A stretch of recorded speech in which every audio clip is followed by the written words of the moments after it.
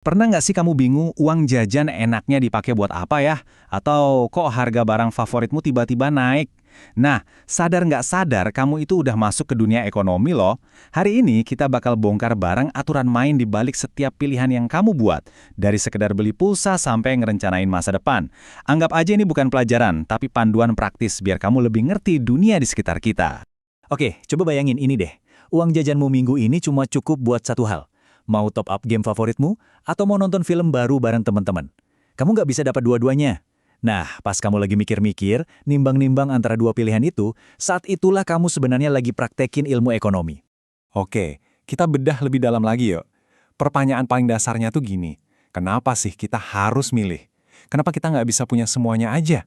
Jawabannya, ternyata ada di dua hal mendasar yang ngegerakin seluruh dunia kita. Pertama, coba deh kita jujur sama diri sendiri soal keinginan. Pengen smartphone baru, pengen skin game yang keren, pengen liburan, pengen jajan ini itu.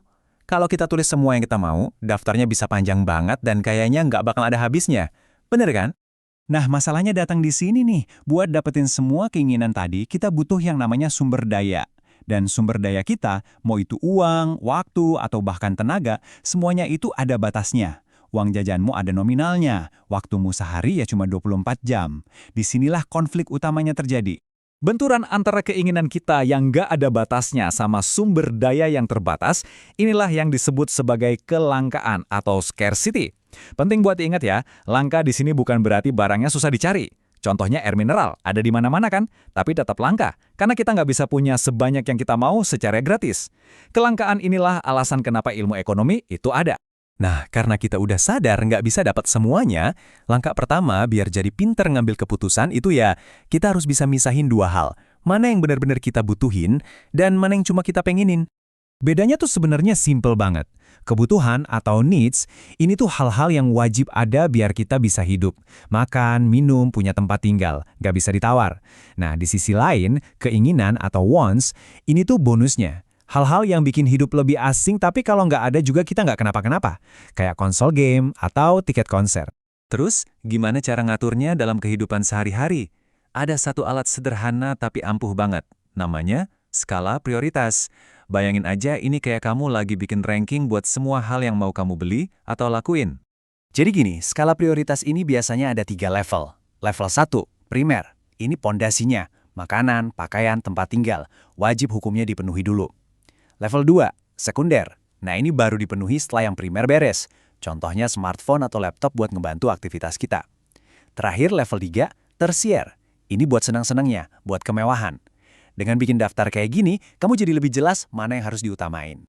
Oke, sekarang kita masuk ke bagian yang agak dalam nih. Sadar atau enggak, tiap kali kita milih sesuatu, sebenarnya kita tuh lagi bayar harga lain yang nggak kelihatan di label harganya. Kita balik lagi ke contoh game tadi ya. Akhirnya, kamu mutusin beli game baru seharga 200.000. Harga di labelnya jelas 200.000. Tapi, apa harga aslinya? Nah, harga aslinya itu adalah 2 buku baru yang nggak jadi kamu beli, atau traktiran buat teman yang akhirnya kamu batalin. Itulah biaya yang nggak kelihatan. Kalau zaman dulu, zaman barter, ini kelihatan banget. Kamu kasih sepatu, dapat pisang. Jelas kan pertukarannya? Nah, meskipun sekarang kita pakai uang, prinsipnya itu sama aja loh. Uang yang kamu pakai buat ngopi pagi ini adalah uang yang sama yang nggak bisa lagi kamu pakai buat nabung atau beli yang lain. Dalam ilmu ekonomi, konsep ini punya nama keren. Biaya peluang atau opportunity cost. Dan kuncinya di sini adalah kata terbaik. Jadi biaya peluang itu bukan semua hal yang kamu korbanin, tapi nilai dari satu alternatif paling oke yang kamu lepasin. Itulah harga sesungguhnya dari pilihanmu. Oke, dari tadi kan kita ngomongin pilihan kamu sebagai individu. Sekarang, coba kita zoom out dikit. Gimana jadinya kalau jutaan pilihan individu kayak kamu, ini digabungin? Apa coba yang terjadi? Coba deh bayangin, setiap satu hari ada lebih dari 270 juta orang di Indonesia yang bikin keputusan ekonomi. Milih mau sarapan apa, mau naik ojol atau angkot, belanja di pasar atau minimarket. Setiap pilihan kecil itu kalau digabungin jadi mesin raksasa yang ngegerakin ekonomi negara kita.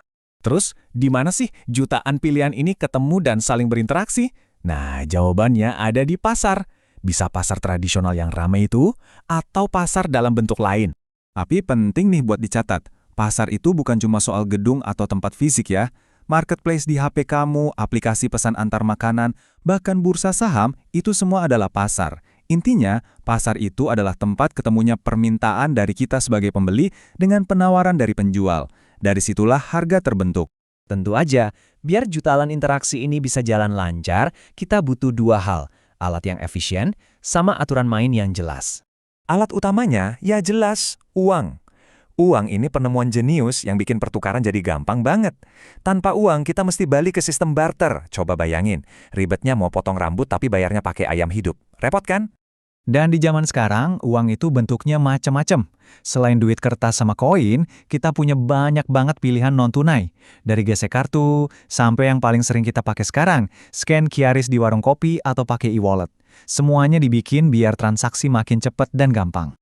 Nah, biar semua sistem ini aman dan adil, kita butuh wasitnya. Disinilah peran lembaga kayak bank yang tugasnya jaga dan nyalurin uang kita, dan juga otoritas jasa keuangan atau OJK yang bikin aturan main dan ngawasin biar nggak ada yang curang.